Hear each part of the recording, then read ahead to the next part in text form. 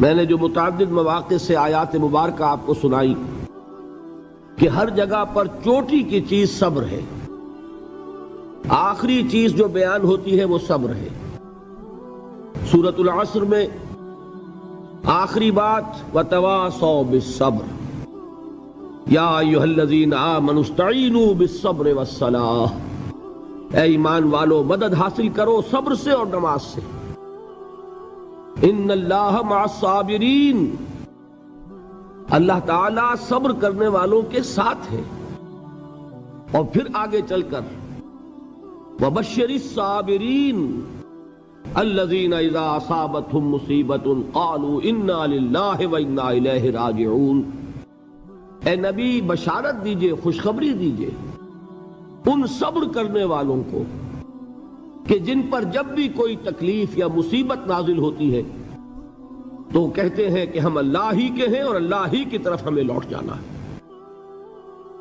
صبر کا مفہوم ہے اپنے آپ کو تھامنا، روکنا، برداشت کرنا، تحمل کرنا، اور جو بھی اپنا ایک طے شدہ مقصد ہے کسی بھی مخالفت سے بددل ہوئے بغیر، کسی بھی تکلیف یا مصیبت سے ہراساں ہوئے بغیر اس کی طرف پیش قدمی کیے چلے جانا۔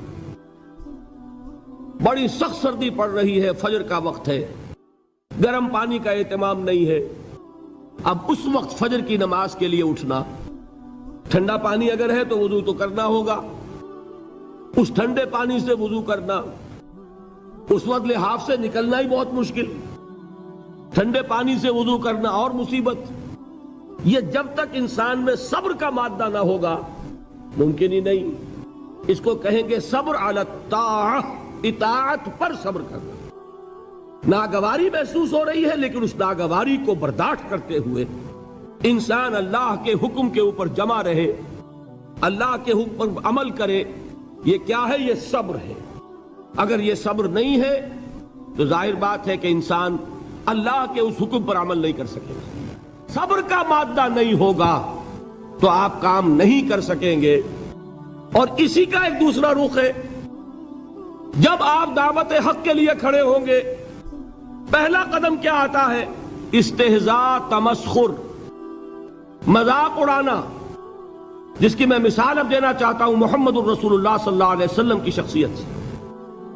دیکھیے ہم کیا اور ہماری بساط کیا، ہم کیا مبلغ ہوں گے، کیا داعی ہوں گے، ہمارے اپنے دامن پر داغ ہوتے ہیں، لیکن یہ کہ محمد الرسول اللہ کے دامن پر کوئی داغ تھا؟ ان کو تو سارے مکے والے الصادق الامین کہتے تھے، نہایت محبوب شخصیت تھے، ان کے لیے تو جا صادق، جا الامین، یہ الفاظ سننے میں آتے تھے، آنکھوں کا تارا۔ لیکن جب آپ نے دعوت اب شروع کی، اب قرآن مجید میں دیکھیے کسی نے کہا مجنون ہو گئے، دماغ خراب ہو گیا، پاگل ہو گئے، اجی شاعر ہیں، کچھ شعر جوڑ لیتے ہیں ہم پر دھوس جماتے ہیں۔ کسی نے کہا ساحر ہے، کچھ جادو سیکھ لیا ہے، یہاں تک کہ ایسے بدبخت بھی پیدا ہوئے، قرآن میں ہے ساحر کذاب، سحر کرنے والا جادوگر نہایت جھوٹا۔ یہ الفاظ کہے جا رہے ہیں کس کی شان میں؟ محمد الرسول اللہ صلی اللہ علیہ وسلم۔ قرآن میں نقل کیا گیا یا ایھا الذی نزل علیہ الذکر انک لمجنون۔ کبھی آپ نے اس کا ترجمہ سوچا؟ اے وہ شخص، دیکھیے تصور کیجئے حضور جا رہے ہیں، تشریف لے جا رہے ہیں، کسی دعوت میں ہے، تبلیغ میں، یا ویسے ہی تشریف لے جا رہے ہیں، اور کوئی ایک جمگھٹا ہے لوگوں کا، ادھر سے فقرہ آتا ہے، تیر کی طرح لگتا ہے دل میں جا کر محمد کے صلی اللہ علیہ وسلم۔ اے وہ شخص جس کا یہ خیال ہے کہ اس پر کوئی ذکر نازل ہو رہا ہے، ہمارے خیال میں تو تمہارا دماغ خراب ہو گیا ہے۔ یا ایھا الذی نزل علیہ الذکر انک لمجنون، کہا کہ نہیں کہا؟ اور یہ نہ سمجھیے کہ حضور صلی اللہ علیہ وسلم کے قلب مبارک کو تکلیف نہیں ہوتی تھی۔ میں قرآن سے ثابت کروں گا، میں کہیں کوئی کہانیاں بیان نہیں کرنا چاہتا۔ قرآن نے کہا ہے وَلَقَدْ نَعْلَمُ انک یضیق صدرک بما یقولون، اے نبی ہمیں خوب معلوم ہے صلی اللہ علیہ وسلم کہ جو کچھ یہ لوگ کہہ رہے ہیں اس سے آپ کا سینہ بھنجتا ہے، یہ جو گھٹن ہوتی ہے، صدمہ ہوتا ہے۔ انک یضیق صدرک بما یقولون، ہمیں خوب معلوم ہے کہ جو کچھ یہ باتیں آپ کو سننی پڑ رہی ہیں، یہ کڑوی کسیلی باتیں، یہ جو فقرے چست ہو رہے ہیں، استہزاء ہو رہا ہے، تمسخر ہو رہا ہے۔ سورہ حجر میں ہے، ایک جگہ کھڑے ہوئے لوگ قرآن کا مذاق اڑا رہے ہیں، بھائی فلاں آیت تم لے جانا، فلاں آیت میری ہوگی، اس کے ٹکڑے کر رہے ہیں، اس کے ٹکڑے حصے بکھرے کر کے قیمہ بنا کر ان آیات کا تمسخر اڑا رہے ہیں۔ ایک جگہ قرآن مجید میں مذکور ہے کہ فرشتوں کا مذاق اڑ رہا ہے، بھائی یہ دیکھو محمد نے کہا ہے صلی اللہ علیہ وسلم کہ جہنم پر تو کل 19 فرشتے ہیں، علیہا 19 قرآن میں آیت نازل ہوئی۔ ایک پہلوان کہتا بھائی 10 کو تو میں سنبھال لوں گا، باقی 9 کا تم انتظار کر لو۔ یہ باتیں آ رہی ہیں حضور کے کانوں میں، کلام الہی کے ساتھ کیا سلوک ہو رہا ہے، مجھ پر کیا فقرے چست کیے جا رہے ہیں، مجھ پر جس طریقے سے استہزاء اور تمسخر کا رویہ اختیار کیا گیا ہے، دل بھج رہا ہے، دل میں صدمہ ہے۔ دیکھیے سورہ نون ہے، اور میرے نزدیک یہ دوسری وحی ہے جو حضور پر نازل ہوئی ہے، اس کی ابتدائی آیات، نون والقلم وما یسطرون ما انت بنعمت ربک بمجنون وان لک لاجرا غیر ممنون وانک لعلی خلق عظیم فستبصر ویبصرون بأیکم المفتون ان ربک هو یعلم بمن ضل عن سبیلہ وهو اعلم بالمہتدین۔ نون، قسم ہے قلم کی اور جو کچھ یہ لکھتے ہیں۔ اے نبی آپ اپنے رب کی نعمت سے مجنون نہیں ہیں۔ یہ کیوں کہا جا رہا ہے؟ حضور کو جو صدمہ پہنچا ہے وہی نازل ہوئی ہے دل جوئی کے لیے، تسلی کے لیے۔ آپ کیوں برا منا رہے ہیں؟ اے نبی آپ کیوں صدمہ اور رنج اور اندوہ محسوس کر رہے ہیں؟ ان بدبختوں کے کہنے سے کوئی آپ مجنون ہو جائیں گے؟ ما انت بنعمت ربک بمجنون وَإِنَّ لَكَ لَأَجْرًا غَيْرَ مَمْنُونَ، آپ کو جو یہ صبر کرنا پڑ رہا ہے، آپ کو جو یہ جھیلنا پڑ رہا ہے، اس کی وجہ سے آپ کو وہ اجر ملے گا جس کا سلسلہ کبھی منقطع نہیں ہوگا۔ وَإِنَّكَ لَعَلَىٰ خُلُقٍ عَظِيمٍ، اور اے نبی آپ تو خلق عظیم کے حامل ہیں۔ آپ کا اخلاق، آپ کا کردار، آپ کی سیرت، آپ کی شخصیت میں طہارت، نفاست، پاکیزگی، آج تک دنیا نے کوئی پاگل، کوئی مجنون ایسا بھی دیکھا؟ یہ ساری باتیں اللہ تعالی حضور کی دلجوئی کے لیے فرما رہے ہیں۔ اس سے آپ اندازہ کیجئے کہ کتنا صدمہ ہوتا ہوگا۔ یہی ہے، اس ساری چیز کو جمع کیجئے تو یہ چیز کیا ہے؟ وَاصْبِرْ عَلَىٰ مَا يَقُولُونَ وَاهْجُرْهُمْ هَجْرًا جَمِيلًا، صبر کرو اے نبی، صبر کرو اے محمد صلی اللہ علیہ وسلم، جھیلو اور برداشت کرو اس پر جو یہ کہہ رہے ہیں۔ یریدون لیطفئوا نور اللہ بافواہہم، یہ چاہتے ہیں کہ اللہ کے نور کو اپنے منہ سے بجھا دیں، پھونکے مار کے ہی بس۔ نور خدا ہے کفر کی حرکت پہ خندہ زن، پھونکوں سے یہ چراغ بجھایا نہ جائے گا۔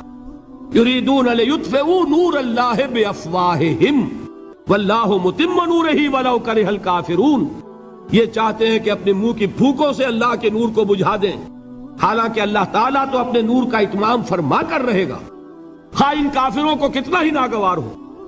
اس کی ترجمانی ہے نور خدا ہے کفر کی حرکت پہ خندہ زن، پھونکوں سے یہ چراغ بجھایا نہ جائے گا۔ یہی وجہ ہے، دیکھیے مکی صورتوں میں خود نبی اکرم صلی اللہ علیہ وسلم کو اتنے مختلف پیرایوں میں صبر کا حکم دیا گیا۔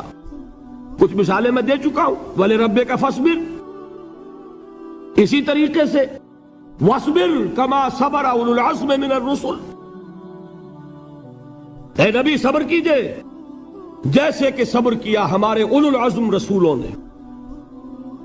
وَاصْبِرْ وَمَا صَبْرُكَ إِلَّا بِاللَّهِ، اے نبی صبر کیجئے اور آپ کا صبر تو اللہ ہی کے سہارے ہے۔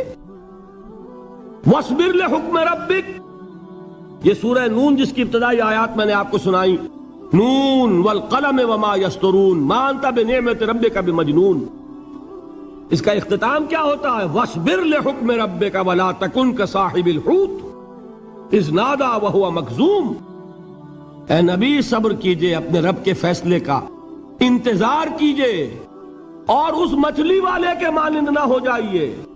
مچھلی والا کون؟ حضرت یونس علیہ السلام۔ مچھلی والے نے اپنے دینی حمیت اور غیرت جو تھی اس کی وجہ سے اللہ کے حکم کا انتظار نہیں کیا، اپنی قوم کو چھوڑ کر چل دیے۔ نبی کا، رسول کا یہ معاملہ ہوتا ہے، جیسے کہ آپ کو معلوم ہے کوئی افسر ہے کسی حکومت کا، وہ اپنی پلیس آف ڈیوٹی کو نہیں چھوڑ سکتا، he must stick to his place of duty. بڑے افسرز کے لیے تو یہ بہت بہت اہم بات ہے۔ تو اے رسول، جہاں آپ کو ہم نے تعینات کیا ہے آپ وہاں سے ہل نہیں سکتے کہ ذرا مخالفت ہوئی، لوگوں نے فقرے چست کیے اور آپ کہیں اور چل دیے، دفع ہوئیے، یہ بات نہیں سننا چاہتے میں کسی اور کو سناؤں گا، ہو سکتا ہے نا؟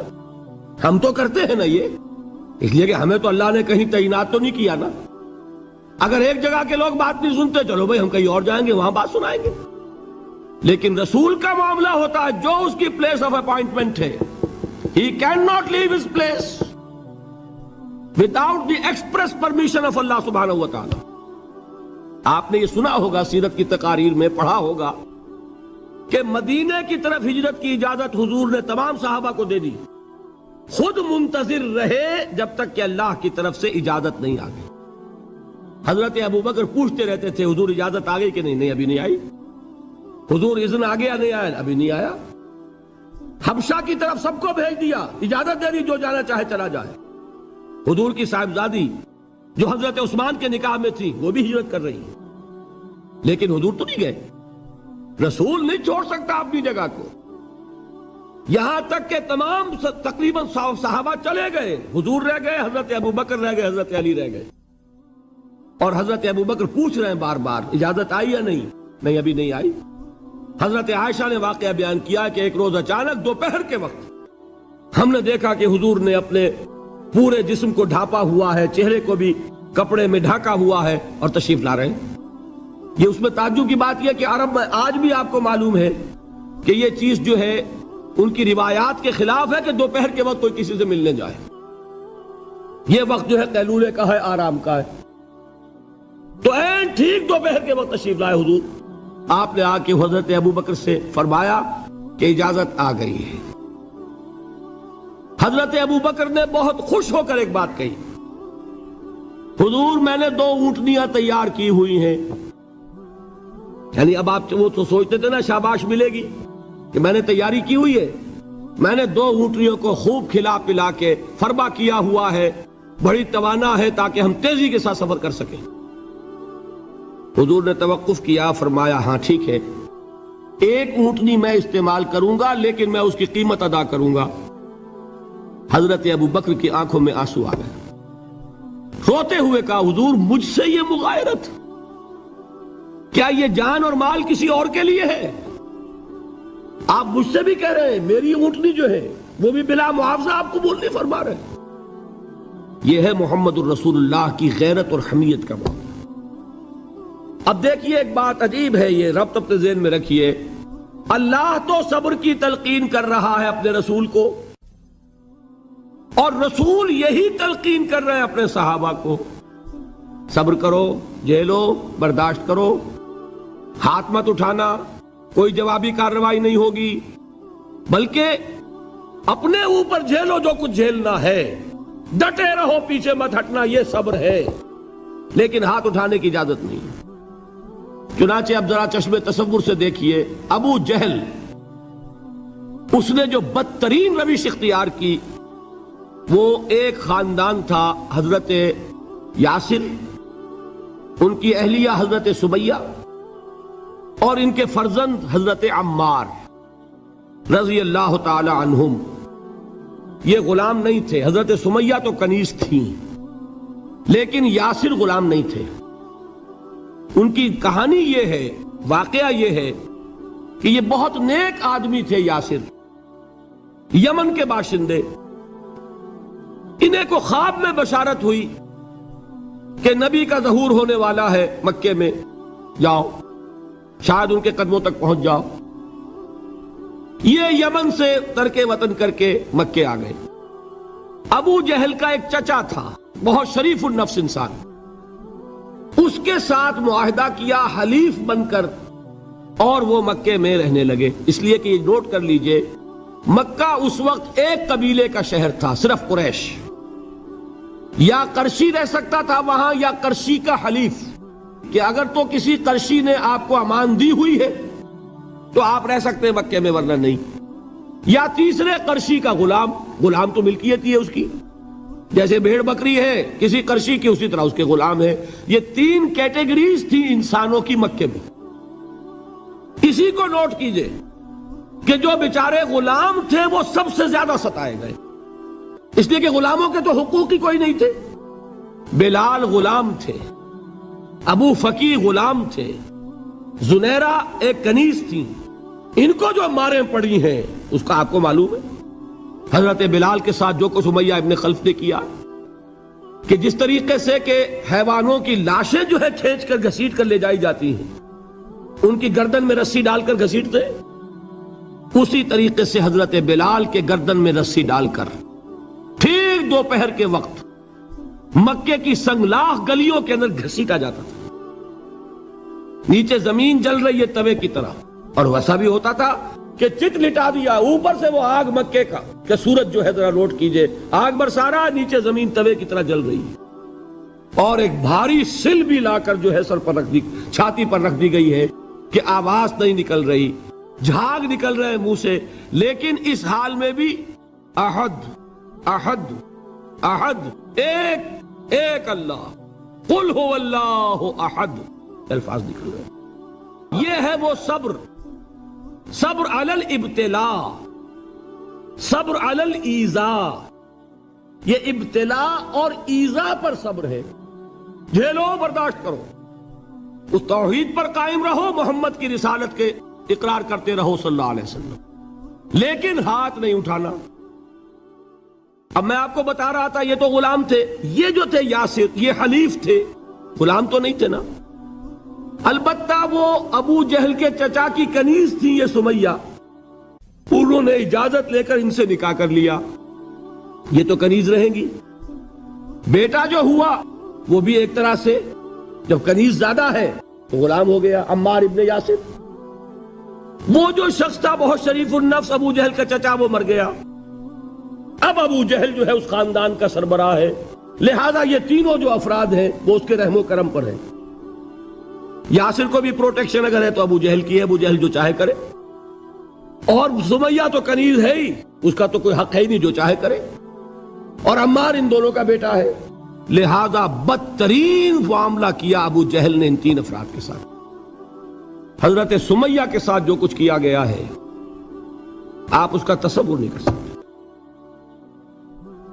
بالآخر جو شہید کیا ہے حضرت سمیہ کو، ایذائیں دے دے کے، سسکا سسکا کے، ان کے جسم کے نازک حصوں کو جلا کے، داغ دے کر، کہتا کیا تھا، ایک دفعہ کہہ دو کہ میرا جو یہ بت ہے یہ بھی الہ ہے، مان لو میں چھوڑ دوں گا۔ تنگ آ گیا، کسی طریقے سے ایک دفعہ کہہ دو پھر میں چھوڑ دوں گا۔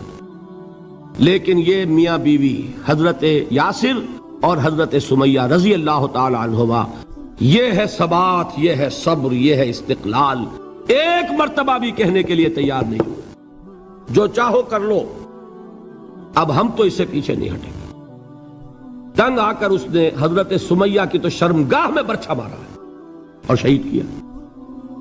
حضرت یاسر کے بارے میں ایک روایت یہ ہے، ستا ستا کے، تنگ کر کر کے، آخر کار جو ختم کیا، انہیں شہید کیا کس طرح، 4 سانڈ اونٹ جوان، ان سے رسے باندھے، ایک رسے سے ایک بازو باندھا، دوسرے سے دوسرا بازو باندھا، تیسرے سے ایک ٹانگ باندھی، چوتھے سے دوسری ٹانگ باندھی، اور چاروں کو دوڑایا ہے کہ جسم کے پرخچے اڑ گئے۔ اس وقت سامنے سے حضور گزرتے تھے جبکہ آل یاسر کے ساتھ یہ معاملہ ہو رہا ہے، کیا فرماتے تھے، اصبروا یا آل یاسر فإن موعدکم الجنہ، اے یاسر کے گھر والوں صبر کرو، جھیلو، اس لیے کہ تمہارے وعدے کی جگہ جنت ہے۔ اللہ تعالیٰ ادھر آنکھ بند ہوگی، ادھر جنت میں تمہارا داخلہ ہو جائے گا۔ یہ ہے تواصوا بالصبر والعصر ان الانسان لفی خسر۔ یہ تواصوا بالصبر پر کون عمل کر رہا ہے؟ محمد الرسول اللہ صلی اللہ علیہ وسلم۔ دے تو بھی محمد کی صداقت کی گواہی۔ یہ صداقت کی گواہی دیتے ہوئے انہوں نے اپنی جانیں دے دی۔ 4 سے لے کر 12 تک 8 برس، اس کو کہتے ہیں پرسیکیوشن، فزیکل پرسیکیوشن، تشدد، مار پیٹ، جلانا، دہکتے ہوئے انگاروں پر لٹانا، فاقے رکھنا، بھوکے رکھنا، ان کو ڈال دی گئی زنجیریں، گھروں میں بند کر دیا گیا نوجوانوں کو۔ حضرت عثمان کو چچا نے ان کے ایک چٹائی کے اندر لپیٹا اور دھونی دے دی، دم گھٹ رہا ہے، جان نکل رہی ہے۔ حضرت مصعب بن عمیر رضی اللہ تعالی عنہ، وہ نوجوان 200 درہم کا جوڑا ان کا سل کر آتا تھا شام سے تیار ہو کر، لباس معطر ہوتا تھا، جدھر سے نکل گیا پوری گلی جو ہے وہ معطر ہو گئی، انگلیاں اٹھ رہی ہیں، وہ جا رہا ہے مصعب، یہ خوشبو اس کی ہے۔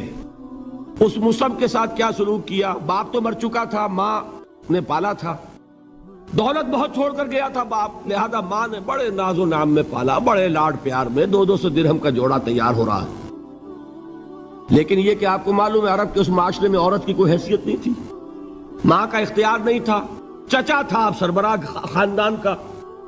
چچا نے کہا مصعب، اگر تم نے اپنے باپ کا دین چھوڑ دیا ہے تو باپ کی دولت پر بھی تمہارا کوئی حق نہیں ہے، نکل جاؤ گھر سے۔ اس نے یہ سوچا تھا کہ مصعب کے ہوش ٹھکانے آ جائیں گے، دن میں تارے نظر آ جائیں گے، ناز و نام میں پلا ہوا گھر سے نکل کے جائے گا کہاں، یہ سارا نشہ جو ہے توحید کا یہ حیران ہو جائے گا۔ حضرت مصعب کا جواب بالکل برعکس تھا، اچھا ٹھیک ہے چچا جان، میں گھر چھوڑتا ہوں۔ وہی بات جو کبھی کہی تھی ابراہیم نے، باپ نے کیا کہا تھا؟ واجرنی ملیہ، جاؤ چلے جاؤ، دفع ہو جاؤ میری نگاہوں سے۔ حضرت ابراہیم نے کیا جواب دیا تھا؟ سلام علیک ساستغفر لک ربی انہ کان بی حفیہ۔ اچھا ابا جان، آپ کا حکم یہی ہے تو میں چلتا ہوں، آپ پر سلامتی ہو، میرا رب مجھ پر بڑا مہربان ہے، میں اس سے آپ کے لیے استغفار کروں گا۔ چل دیے۔ یہی جو ہے حضرت ابراہیمی کی نسل ہے نا قریش۔ آج ابراہیم کے ایک بیٹے کے ساتھ وہی معاملہ ہو رہا ہے، مصعب کے ساتھ، اور مصعب چلنے کے لیے تیار ہو گئے۔ چچا نے سوچا، میں سمجھتا تھا کہ ہوش ٹھکانے آ جائیں گے، یہ تو تیار ہو گیا نکلنے کے لیے۔ غصے میں آ کے اگلی بات کہی، یہ کپڑے جو پہنے ہوئے تم نے یہ بھی اسی مشرک باپ کی کمائی کے ہیں، اتارو ان کو۔ وہیں کپڑے اتارے، مادر زاد برہنہ گھر سے نکالے گئے۔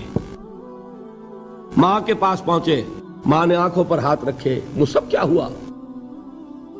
ماں سے کہتے ہیں کہ ماں میں موحد ہو گیا، اور وہاں سے گئے، پھر حضور کی خدمت میں کپڑے کہیں سے مانگے ہوں گے۔ یہ مصعب ہیں 200 درہم کا جوڑا پہننے والے۔ جب حضور پر مدینے کے 12 افراد ایمان لائے تھے، بیعت عقبہ اولیٰ ہوئی، انہوں نے کہا کہ حضور ہمیں کوئی شخص اپنا ایسا شاگرد دیجئے جو ہمیں قرآن پڑھا سکے۔ حضور نے حکم دیا مصعب جاؤ، اب مدینے جاؤ، یثرب جاؤ، یثرب والوں کو قرآن پڑھاؤ، انہیں تبلیغ کرو۔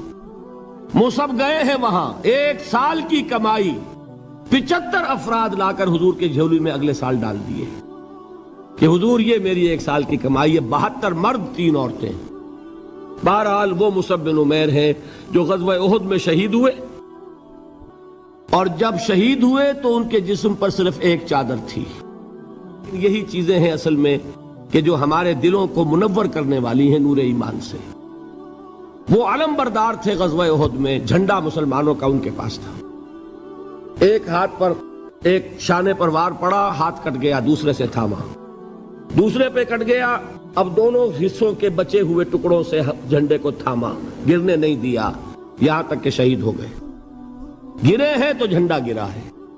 شکل میں حضور سے بہت مشابہ تھے، خبر اڑ گئی کہ محمد شہید ہو گئے صلی اللہ علیہ وسلم۔ یہ مصعب بن عمیر کا واقعہ ہے۔ جب ان کو اب دفن کرنے کا وقت آیا، اور شہید کے لیے کفن جو ہے اس کا وہی لباس ہوتا ہے جو شہادت کے وقت ہو، حضور کے سامنے ایک پرابلم پیش کیا گیا۔ حضور، مصعب کے جسم پر تو ایک چادر تھی، اور وہ چادر بھی اتنی چھوٹی ہے یعنی 2 گز کی چادر بھی نہیں ہے. اس سے اگر سر ڈھانپتے ہیں مصحف کا تو پیر کھل جاتے ہیں، پیر ڈھانپتے ہیں تو سر کھلتا ہے. کیا کریں؟ حضور نے فرمایا سر ڈھانپ دو چادر سے اور پیروں پر گھاس ڈال دو. یہ آخری لباس ہے جو محمد کے اس دیوانے کو اس دنیا سے رخصت ہوتے ہوئے ملا ہے، جس کا 200 درہم کا جوڑا چلتا تھا. یہ ہے صبر. برداشت کیا کہ نہیں کیا؟ یہ خباب بن الارت پیشے کے لحاظ سے لوہار تھے. سوچئے ایک زندہ انسان کو دہتے ہوئے انگاروں پر لٹایا جا رہا ہے. ان انگاروں سے کھال جلی کمر کی چربی پگھلی، اس پگھلنے والی چربی سے وہ انگارے ٹھنڈے پڑے. یہ سب کچھ جھیل رہا ایک شخص. سوچنے والوں نے سوچا نہیں ہوگا کیا جرم تھا ان کا؟ تو بڑا شریف آدمی ہے، بہت اچھا کاریگر ہے، وقت پر کام دیتا ہے، مناسب اجرت لیتا ہے. یہ کیا ہوا؟ یہ کوئی جرم نہیں. جرم صرف ایک ہے، ایک اللہ کو مانتا ہے اور محمد کے دامن سے وابستہ ہے صلی اللہ علیہ وسلم. فاستعینوا بالصبر والصلاۃ، مدد حاصل کرو کس سے؟ صبر سے اور نماز سے. ان اللہ مع الصابرین، جان لو کہ اللہ تعالیٰ صبر کرنے والوں کے ساتھ ہے. وَلَا تَقُولُوا لِمَنْ يُقْتَلُ فِي سَبِيلِ اللَّهِ أَمْوَاتٌ، اور ہرگز نہ کہو اسے جو اللہ کی راہ میں قتل ہو جائے کہ وہ مردہ ہے. بل احیاء ولکن لا تشعرون، نہیں، وہ زندہ ہے لیکن تمہیں ان کا شعور نہیں ہے. اور سنیے اب یہ آیت اہم ترین ہے صبر کے موضوع پر. وَلَنَبْلُوَنَّكُمْ بِشَيْءٍ مِّنَ الْخَوْفِ وَالْجُوعِ وَنَقْصٍ مِّنَ الْأَمْوَالِ وَالْأَنفُسِ وَالثَّمَرَاتِ وَبَشِّرِ الصَّابِرِينَ. اور دیکھو ہم تمہیں آزمائیں گے. وَلَنَبْلُوَنَّكُمْ، ہم لازماً آزمائیں گے تمہیں. بِشَيْءٍ مِّنَ الْخَوْفِ، خوف کی کیفیت طاری کر کے، والجوع، بھوک، فقر اور فاقہ، ونقص من الاموال، مالی نقصان، والانفس، جانی نقصان، والثمرات، اور ثمرات، پھلوں اور میووں کا نقصان. میرے نزدیک یہاں پر ثمرات کا مفہوم ایک اور بھی ہے. ایک تو صاف تھا کھجور کی فصل تیار ہے، غزوہ تبوک جانے کا حکم مل گیا، کون اتارے گا؟ اور کھجور وقت پر اتری نہیں، برباد ہو جائے گی. یہ ہو رہا ہے نا میووں کا نقصان. اور میرے نزدیک یہاں یہ بھی ہے، بسا اوقات بہت سی محنتوں کا نتیجہ انسان دیکھتا ہے کہ ضائع چلا گیا. میں نے 10 سال محنت کی، حاصل کوئی نہیں نکلا. یہ ثمرات کیا ہے؟ محنتیں، محنتوں کے ثمرات کا ضیاع. کوشش آپ نے کی، قسمت کی خوبی دیکھیے، ٹوٹی کہاں کمن، 2-4 ہاتھ جب کے لبے بام رہ گئے. Be prepared. ایک شاعر کے یہ اشعار ہیں، یہ فصل امیدوں کی ہمدم اس بار بھی غارت جائے گی، سب محنت صبحوں شاموں کی اب کے بھی اکارت جائے گی.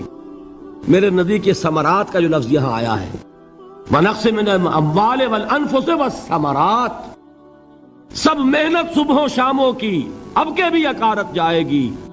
دھرتی کے کونوں کھدروں میں پھر اپنے لہو کی کھاد بھرو، پھر مٹی سینچو اشکوں سے، پھر اگلی رت کی فکر کرو، پھر اگلی رت کی فکر کرو، جب پھر ایک بار اجڑنا ہے. ایک فصل پکی تو بھر پایا، تب تک تو یہی کچھ کرنا ہے. ایک مقصد ہے سامنے، انقلاب برپا کرنا ہے. ایک کوشش ناکام ہو جائے کوئی پرواہ نہیں، نیکسٹ. پھر تیار رہو ناکامی کے لیے. ایسا نہ ہو جو انگریزی میں کہتے ہیں hope for the best but be prepared for the worst. ایسا نہ ہو کہ دوسری مرتبہ ناکام ہو کے بددل ہو جاؤ، تمہاری ہمتیں جواب دے جائیں. نہیں، پہلے سے تیار رہو کہ دوسری مرتبہ بھی ناکامی آئے تو آئے، لیکن جب تک کہ کامیابی حاصل نہیں ہوتی ہمیں یہ کام کیے چلے جانا. دیکھیے سیرت میں آیا کہ نہیں یہ واقعہ. بدر میں مسلمانوں کو فتح ہوئی تو احد میں زک پہنچی کہ نہیں؟ 70 صحابہ شہید ہوئے کہ نہیں؟ اگر ان کی ہمتیں جواب دے جاتی تو گاڑی کیسے چلتی آگے؟ تو فرمایا وَلَنَبْلُوَنَّكُمْ بِشَيْءٍ مِّنَ الْخَوْفِ وَالْجُوعِ وَنَقْصٍ مِّنَ الْأَمْوَالِ وَالْأَنفُسِ وَالثَّمَرَاتِ، ہم تمہیں لازماً آزمائیں گے خوف کی کیفیت سے، فقر و فاقے کی کیفیت سے، بھوک سے، جان کے نقصان سے، مال کے نقصان سے، محنتوں کے حاصل کے ضائع ہو جانے سے۔ وَبَشِّرِ الصَّابِرِينَ، اور اے نبی بشارت دیجئے صبر کرنے والوں کو۔ الذین اذا اصابتہم مصیبت، وہ کہ جب ان پر کوئی تکلیف آئے، کوئی مصیبت آئے، کوئی آزمائش آئے، قالوا انا للہ و انا الیہ راجعون، وہ یہ کہیں کہ ہم اللہ ہی کے ہیں، اللہ ہی کی طرف لوٹ جانا ہے۔ یہ وہی انداز ہے جو میں نے فارسی کا شعر سنایا تھا آپ کو کہ سرے تسلیم خم ہے جو مزاج یار میں آئے۔ وہ ہمارا مولا ہے، ہمارا آقا ہے، اگر اسے یہی منظور ہے تو ہمیں بھی یہی منظور ہے۔ میں نے تسلیم و رضا کی بات کی تھی نا، آپ کو کچھ شعر سنائے تھے، ایک شعر اور سنیے، اور یہ کس کا ہے؟ محمد علی جوہر کا۔ ایک مرتبہ جیل گئے، ان کی ایک بیٹی جوان بیمار ہوئی، فوت ہو گئی، باہر چھوڑا انگریز نے، جاؤ بھائی دفن کر دو بیٹی کو۔ دوسری مرتبہ جیل گئے، دوسری جوان بیٹی اسی مرض میں مبتلا ہوئی۔ اب یہ جیل میں ہے، خبر پہنچی کہ دوسری بیٹی کے اوپر بھی اسی مرض کا حملہ ہوا ہے۔ ایک نظم لکھی ہے جس کا آخری شعر یہ ہے، تیری صحت ہمیں منظور ہے لیکن اس کو نہیں منظور تو پھر ہم کو بھی منظور نہیں۔ یہ ہے، جب تک یہ کیفیت نہ ہو اس میدان میں آدمی ثابت قدم نہیں رہ سکتا کہ میرے رب کو اگر یہ منظور ہے تو یہی مجھے منظور ہے، اور تیری صحت ہمیں چاہیے تو ضرور، لیکن ہمارے رب کو منظور نہیں تو ہمیں بھی منظور۔ راضی برضائے رب۔ وَبَشِّرِ الصَّابِرِينَ الَّذِينَ إِذَا أَصَابَتْهُمْ مُصِيبَةٌ قَالُوا إِنَّا لِلَّهِ وَإِنَّا إِلَيْهِ رَاجِعُونَ۔ نہ شود نصیب دشمن کے شود ہلاک تیغت، سرے دوستہ سلامت کے تو خنجر آزمائی۔ اولئک علیہم صلوات من ربہم ورحمہ، یہی ہیں وہ لوگ جن پر ان کے رب کی طرف سے عنایتیں ہیں اور رحمتیں ہیں۔ وَأُولَئِكَ هُمُ الْمُهْتَدُونَ، اور یہی ہیں وہ لوگ جو کامیاب ہونے والے ہیں، ہدایت پانے والے، ہدایت یافتہ۔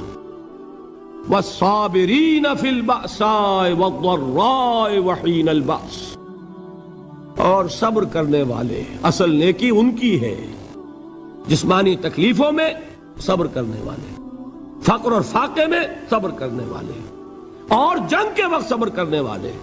اولئک الذین صدقوا واولئک هم المتقون، یہ ہیں وہ لوگ جو صبر کرنے والے ہیں، یہ ہیں جو سچے ہیں، جو اپنے دعوے میں نیکی کے اور ایمان کے صادق ہیں، اور یہی وہ لوگ ہیں جو متقی۔ اللہ تعالیٰ نے کیسے کیسے مسلمانوں سے کہا، مسلمانوں تمہیں زک پہنچی ہے تو انہیں بھی تو پہنچی تھی، ان کے 70 نہیں مارے گئے تھے بدر میں، ان کے حوصلے جو ہیں وہ تو پست نہیں ہوئے، وہ اگلے سال آ گئے تم پر چڑھائی کر کے۔ تم کیوں اتنا برا مان رہے ہو؟ تمہارے دل اتنے زخمی کیوں ہو گئے؟ تمہیں تکلیف پہنچتی ہے تو انہیں بھی پہنچتی ہے۔ اپنی غیرت جو ہے ہمیں ذرا اس کا جائزہ لینا چاہیے۔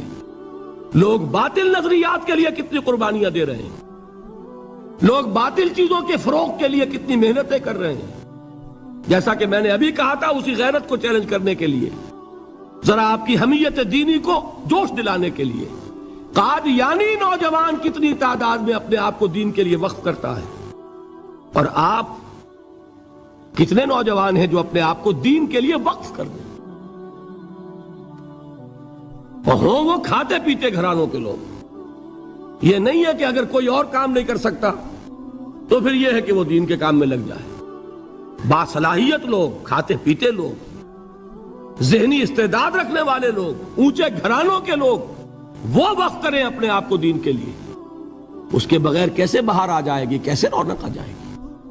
تو دنیا میں باطل نظریات والے جو ہیں، یہ بات کہی گئی ہے، مسلمانوں تم اگر توحید کے لیے لڑ رہے ہو، دیکھتے نہیں ابو جہل کو، اس نے گردن کٹوائی ہے شرک کے لیے، شرک کے لیے گردن کٹوائے، اور تم توحید کے لیے گردن کٹوانے کو تیار نہ ہو۔ اس نے گردن کٹوائی کہ نہیں کٹوائی؟ اور کس طرح کٹوائی ہے؟